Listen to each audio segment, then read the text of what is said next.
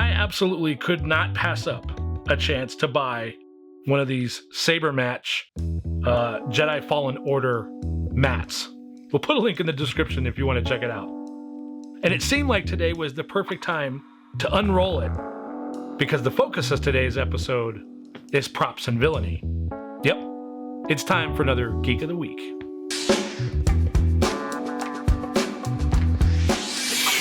What's up, you awesome geeks? I'm Brian, and welcome to the Smugglers Room. This week, this chubby geek is featuring Kelly from Props and Villainy in our Geek of the Week, and we're going to showcase his amazing Star Wars-inspired art panels. Kelly was awesome enough not to send us just one, but two, and one of them is for you.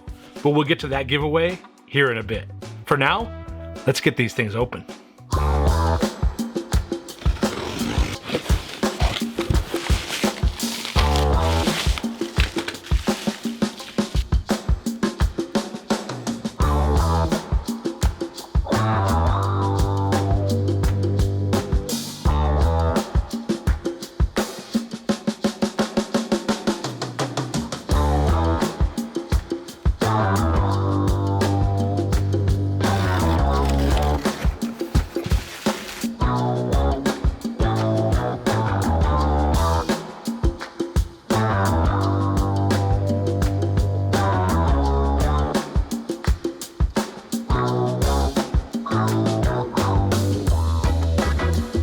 There's nothing I love more about the used universe than control panels. They add such an awesome look and texture to the galaxy we love so much. What Kelly does with his panels is outstanding. There truly is an art form to how a control panel like this can be put together. The placement of greeblies, the types of pieces and parts and bits you use, all of it helps tell a story, and Kelly checks all the boxes. The one thing I didn't know about Kelly's work, from seeing it posted in the Star Wars Room Builders group on Facebook, is that he utilizes foam. That's right, the bases and the boxes are made from simple MDF, but all the panel details are EVA foam. No laser cutter, no fancy tools, just foam and a straight edge with a sharp blade. Now you all, if you've watched this channel, know I love my laser cutter. It's an amazing machine, but Kelly is proof positive that you don't need that kind of tool to pull off something as cool as this. Other than a sharp blade and patience, I asked Kelly what he used to get all the details, and he uses a leather punch, or multiple leather punches, and a mallet to get the shapes and the cuts the way he wants them. Seriously, it's pure joy to see that. I love learning new inventive ways of building things, and this is top of the list. One of my favorite things about these panels is the greeblies. I know it's a shocker. I love the greebly part, but collecting all these various tiny bits and pieces from all different types of electronics and scrap to put them together is what really sells this as a Star Wars in-universe prop. You can see here in the video of his bench that he has a metric butt ton of awesome pieces to use on his panels. Now, I think Kelly's panels scream Star Wars, but the real question is why? Why does it do that? Well, I think it's the aesthetics. He has designs that include those iconic illuminated tiles. There are aluminum discs and rings in the center of most of these. Some have a droid interface looking wheel along with them. There are offset details too, like the little knobs or tiny sprues of aluminum that are sticking out. They look similar to a button or a knob, but they just add that extra little bit of texture. It's all of those little bits, and those are my favorite. When you see them, you're not sure what they do, but they give everything such an interesting look.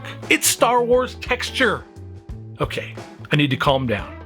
I nerded out there just a little bit, and now I'm okay. You know, there really is something to be said about the amazing community of the Star Wars Room Builders group that lately has just completely inspired me. Builds like what Kelly has put together here. These type of creative outlets and different ways of achieving things to genuinely come up with an amazing result. Whether that's for a room, a prop, or even if you scaled that down into miniatures and tabletop gaming. It's become my favorite place on the internet to daily get inspired to get in the shop and do something. So who is Kelly from Props and Villainy? Well, by day, he owns his own electrical company and he works as an electrician. By night, he told his wife and friends he wanted to build Star Wars panels.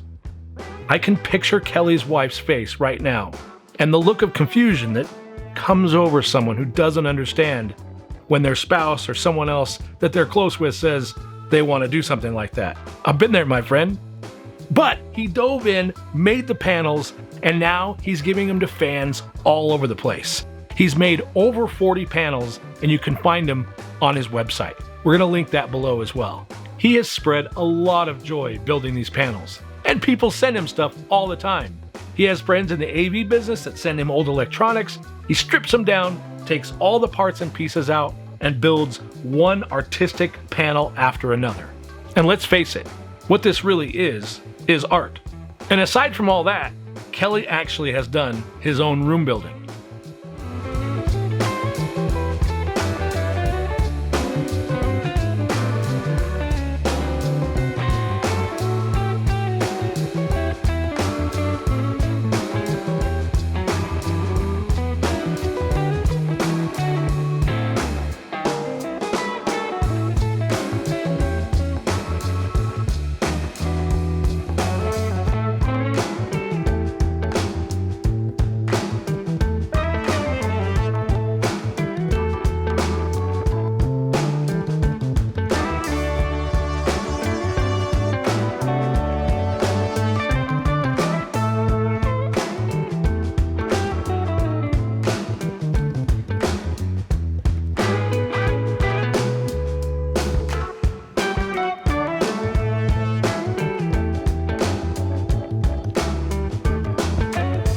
Well, I would say it's more than just a room building. It's a media room, game room, bar, and more.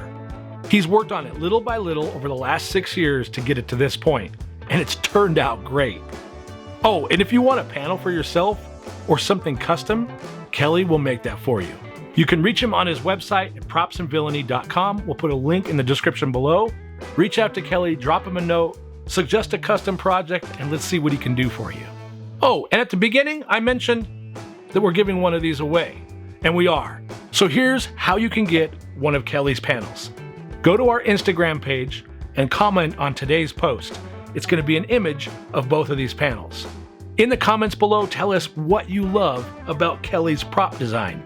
And then we're going to pick a name at random, and I'll contact you, and we'll arrange to get this sent over to you. Crazy big thank you to Kelly for being our Geek of the Week.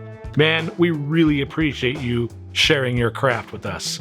For the rest of you, go grab some old electronics, some foam, maybe a sharp razor knife and a straight edge, and why don't you just go ahead and build something out of nothing.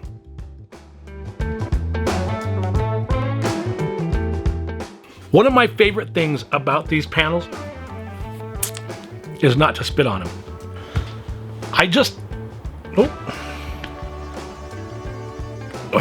Again. This week, this chubby geek is having a Geek of the Week.